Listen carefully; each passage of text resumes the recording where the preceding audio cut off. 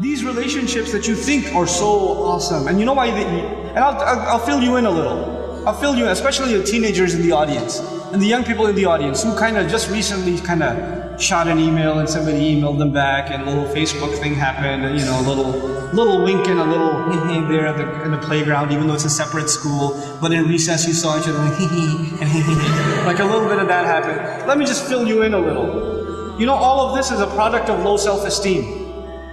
You think you're ugly. So if a guy thinks you're cute, you're like, really? I'm beautiful?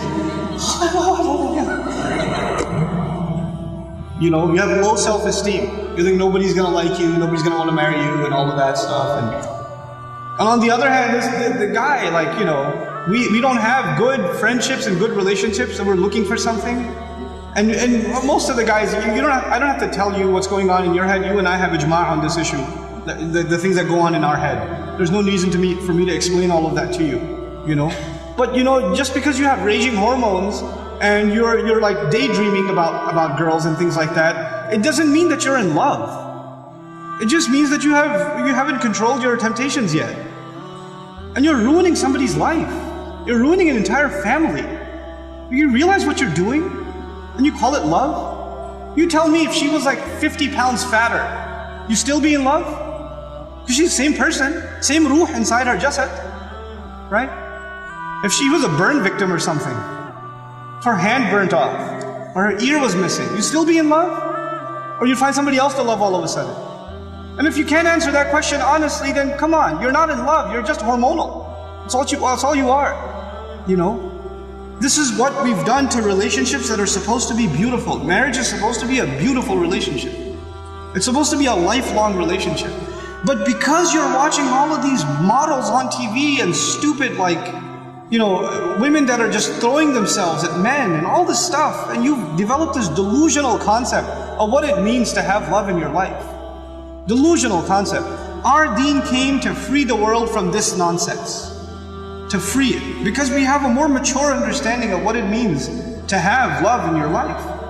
You know, to have, I'm not saying you shouldn't marry someone you like, you should. You should be attracted to your future spouse. All of those things are fine. But there's a decency that you have to exhibit before then. You know? And if you're okay with talking to a girl like that, you should be okay with somebody talking to your sister. You're okay with that too? Not if you have any ounce of decency left inside you. If you do, then, you know, this is how we have to end these things. And no, if you've been in that kind of relationship, or you're in one of those relationships right now, nobody knows. Only Allah knows and you know. But I'm saying, you're like, after today's lecture, I have decided I no longer want to be your friend. You know, don't even write that, because even then you're looking for a response. You're kidding yourself.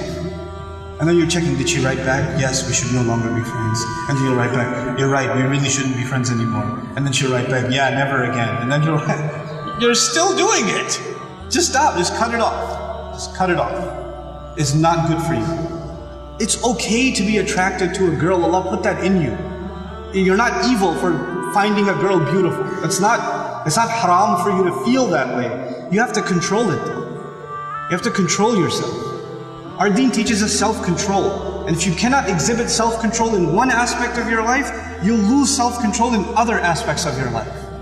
Same thing for you. Same thing for you. Control yourself. Control your giggle. Control your overly friendly demeanor in certain situations. Don't be oblivious to, don't say we're just friends, or he's like a brother to me.